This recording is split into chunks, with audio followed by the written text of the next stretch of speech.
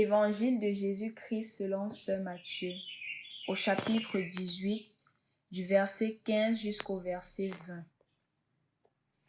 En ce temps-là, Jésus disait à ses disciples, « Si ton frère a commis un péché contre toi, va lui faire des reproches seul à seul.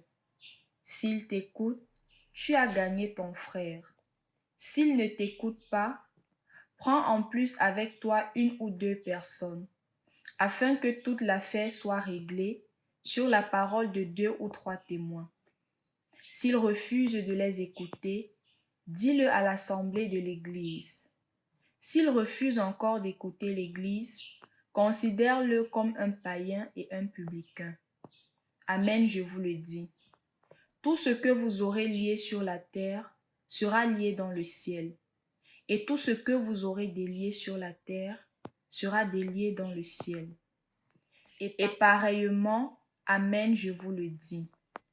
Si 2 d'entre vous sur la terre se mettent d'accord pour demander quoi que ce soit, ils l'obtiendront de mon Père qui est aux cieux.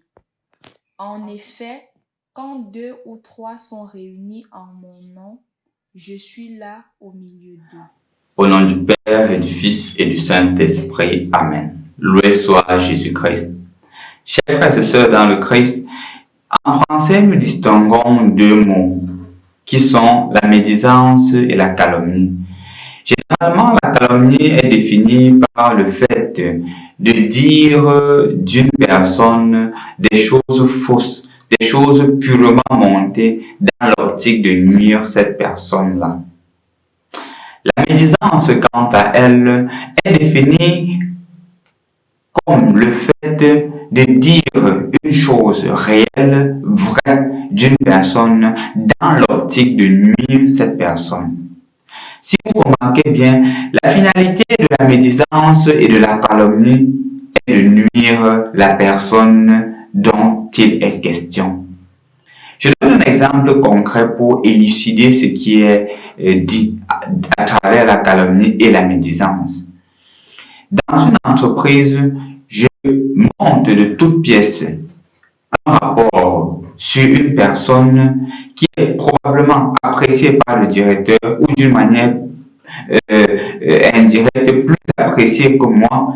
Je monte toute une pièce fausse et je présente au directeur pour dire que cette personne vole l'argent de la compagnie.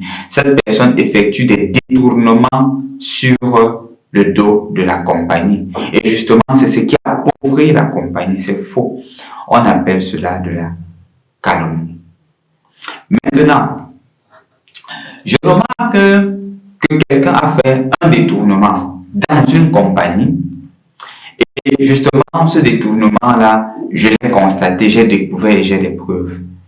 Je m'en vais présenter au directeur, à l'insu de cette personne, sans que la personne le sache, toutes les malversations, et je présente au directeur parce que je veux qu'on le renvoie. Dans les 2 cas, on pourrait dire que le premier cas c'est faux, le deuxième c'est quand même vrai. Donc pourquoi trouver un problème à cela? C'est en cela que l'évangile de ce jour trouve tout son sens. Jésus est aussi bien contre toute forme de calomnie que toute forme de médisance, parce que la finalité est la même, est celle de nuire. Et Jésus, dans l'évangile d'aujourd'hui, est en train de prôner une autre vision de la personne. La finalité de tout homme, la finalité de tout être n'est jamais de nuire, c'est de rechercher le bien-être de la personne. Revenons sur le cas d'une personne qui, ayant été découvert avoir volé de l'argent pour une compagnie, comment réagir? Comment Jésus prône la solution? Jésus premièrement dit, si tu découvres cela, va voir la personne, seul à seul. Seul à seul. Comme pour dire que ne va pas dire à l'autre ce qui est en train de se passer et dire à la personne sa faute. Dis que la personne doit se convertir. Invite la personne à la conversion. C'est pour cela que Jésus dit, s'il t'écoute, pour dire que si jamais il se convertit face à ce que tu as dit, tu auras gagné ton frère. Parce que non seulement tu l'auras aidé à se convertir, mais tu auras aussi sauvé la compagnie. dans le cas de la compagnie, tu lui diras que, mon frère, remets cet argent que tu as pris. Cela ne t'appartient pas. Sans toutefois l'humilier, sans toutefois gâcher sa réputation. Et justement, dans ce cas, la chose s'arrête. Il t'a compris, il s'est converti, on ferme le dossier une fois pour toutes. Dans le cas où il refuse de t'écouter, il a volé l'argent de la compagnie, tu as l'évidence. Que faire? Jésus dit, va appeler 2 ou 3 personnes, 1 ou 2 personnes, pour parler à la personne. Il est question ici de parler, dire à tout le monde. Des personnes qui, comme toi, ont la même vision, ont le même souci de garder le secret, la recherche de sauvegarder l'image de cette personne, va rencontrer ces personnes-là. Et justement, si ces personnes t'écoutent, ou du moins sur cette base-là, pour lui montrer un peu le sérieux, si cette personne t'écoute, que cette affaire reste tranquille. S'il refuse d'écouter ces 2 ou 3 personnes, ces 1 ou 2 personnes, va maintenant dire à la communauté, à l'église. L'église ici, ce sont des personnes qui recherchent aussi le bien-être de la personne. Si maintenant tu rencontres l'église et vous venez parler à cette personne, d'autres personnes en plus, il refuse d'écouter, il dit considère comme un païen, comme un publicain. Ce qui revient à dire ici que maintenant laisse-le face à ses choix. Tu aurais fait de ton mieux pour le sauver. Maintenant, puisqu'il refuse de t'écouter, d'écouter 2 ou 3 personnes, l'église, la communauté, laisse-le face à ses responsabilités. Mon frère, ma soeur, aujourd'hui, le Seigneur t'invite à tuer toute forme d'égocentrisme et de centrer ton attention sur l'autre. Recherche à sauver l'autre, jamais de le détruire. J'ai présenté le cas d'une compagnie, mais ça peut être appliqué dans plusieurs cas.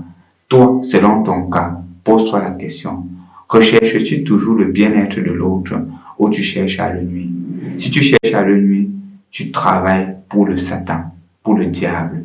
Si tu cherches son bien malgré son péché, tu travailles pour Dieu et l'Esprit de Dieu habite en toi. Continue à faire grandir en toi l'Esprit de Dieu, qu'il fasse en toi ce qu'il a toujours prévu.